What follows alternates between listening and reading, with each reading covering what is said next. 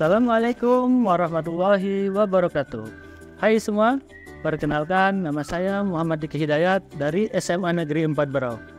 Pada kesempatan kali ini, saya akan mengajak kalian belajar bersama. Kita akan membahas apa saja alat-alat yang ada di laboratorium beserta kegunaannya. Materi ini akan saya tujukan untuk siswa-siswi yang sedang duduk di bangku kelas 10. Adapun tujuan pembelajaran kita pada kesempatan kali ini adalah siswa mampu menyebutkan nama alat-alat yang ada di laboratorium dan juga siswa mampu menjelaskan apa saja kegunaan alat-alat tersebut. Namun, sebelum kita membahas lebih lanjut, saya akan mengajak kalian untuk menyaksikan video berikut ini.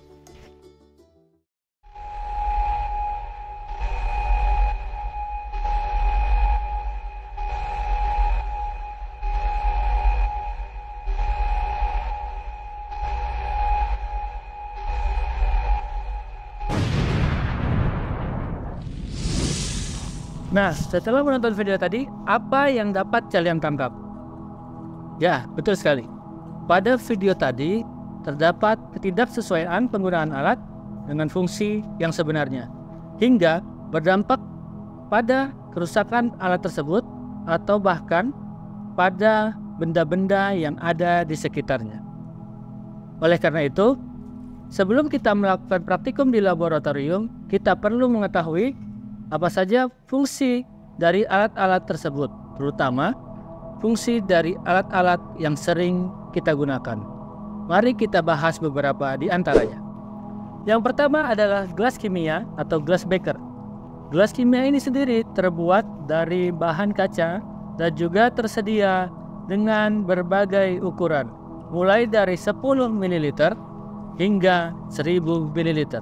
Gelas kimia ini sendiri berfungsi untuk mencampur atau menampung bahan kimia atau juga untuk melarutkan bahan kimia dalam bentuk padatan.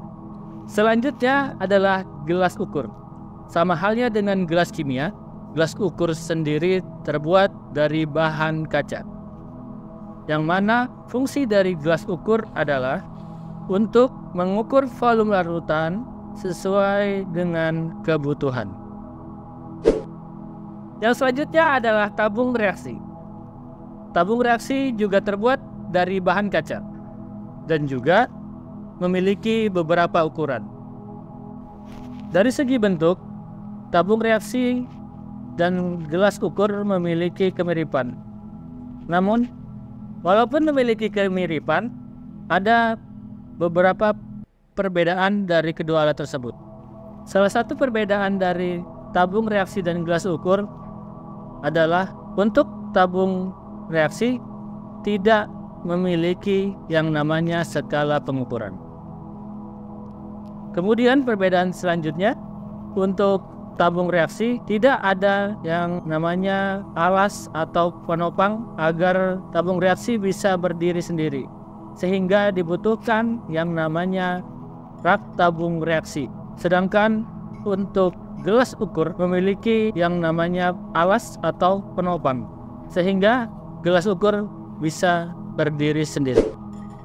Alat selanjutnya adalah penjepit tabung reaksi. Nah, penjepit ini terbuat dari bahan kayu atau juga ada yang terbuat dari kawat. Adapun fungsi dari penjepit tabung reaksi adalah untuk memegang tabung reaksi ketika dipanaskan. Adapun hal pertama yang harus diperhatikan ketika memanaskan suatu larutan adalah arah dari tabung reaksinya harus mengarah ke tempat yang kosong ataupun mengarah ke dinding yang tidak ada orang. Mengapa harus seperti itu? Dikarenakan ketika nanti terjadi suatu ledakan, maka tidak akan mengenai siapapun, sehingga praktikum akan berjalan dengan lancar. Alat selanjutnya adalah batang pengaduk. Nah, batang pengaduk sendiri terbuat dari bahan kaca. Fungsinya adalah untuk mengaduk zat padat di dalam suatu pelarut agar larut dengan sempurna. Alat selanjutnya adalah corong. Corong juga terbuat dari bahan kaca. Fungsinya adalah alat untuk menopang saat memindahkan larutan ke wadah lain supaya tidak tumpah. Alat selanjutnya adalah labu Erlenmeyer. Labu Erlenmeyer sendiri tersedia dengan berbagai ukuran. Fungsi dari labu Erlenmeyer sendiri adalah untuk menampung bahan, cairan, atau larutan, atau biasanya digunakan dalam proses titrasi. Alat selanjutnya adalah labu ukur. Labu ukur sendiri juga tersedia dengan berbagai ukuran. Adapun fungsi dari labu ukur adalah membuat larutan dengan konsentrasi tertentu. Kemudian alat yang terakhir yang akan kita bahas adalah bola hisap atau propipet. Propipet ini terbuat dari bahan karet, yang mana penggunaannya harus bersamaan dengan pipet volume. Fungsi dari propipet adalah untuk memompa larutan agar keluar atau masuk ke pipet volume. Propipet sendiri terdiri dari 3 bagian. Yang pertama disebut dengan aspirate. Fungsinya adalah untuk mengeluarkan udara yang ada. Bagian yang kedua disebut sebagai section. Fungsinya adalah untuk mengisi pipet sesuai dengan volume yang diinginkan. Kemudian yang ketiga disebut dengan exhaust. Fungsinya adalah untuk mengeluarkan larutan. Nah, jika kalian ingin mengeluarkan larutan agar larutan tidak ada yang tertinggal, maka kalian tinggal tekan E dan A secara bersamaan, atau kalian tinggal tekan exhaust dan aspirate secara bersamaan. Demikian tadi pemaparan alat-alat lab beserta fungsinya. Apakah kalian pernah menggunakan salah satunya? Atau malah kalian baru pertama kali melihatnya? Nah, untuk menguji pemahaman kalian, saya akan memberikan beberapa gambar yang masih acak. Tugas kalian adalah mencocokkan alat sesuai dengan fungsinya. Selamat mengerjakan.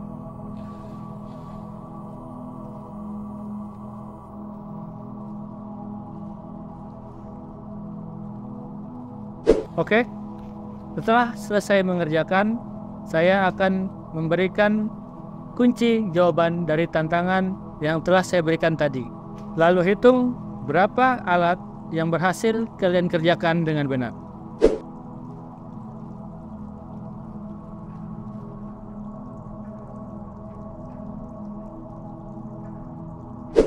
Tibalah kita pada akhir pembelajaran. Kesimpulan yang dapat kita ambil adalah alat-alat lab mempunyai fungsi dan cara penggunaannya masing-masing, dan kita harus memahami hal tersebut agar nantinya praktikum yang akan kita lakukan berjalan dengan lancar tanpa ada kejadian yang tidak kita inginkan. Jika kalian masih bingung, silahkan tonton ulang video ini, dan kalian juga bisa menghubungi saya melalui kontak yang ada di bawah ini. Akhir kata, demikianlah video pembelajaran kita kali ini. Semoga bermanfaat. Saya ada sedikit pantun. Burung irian, burung cendrawasih. Cukup sekian dan terima kasih. Saya akhiri. Assalamualaikum warahmatullahi wabarakatuh.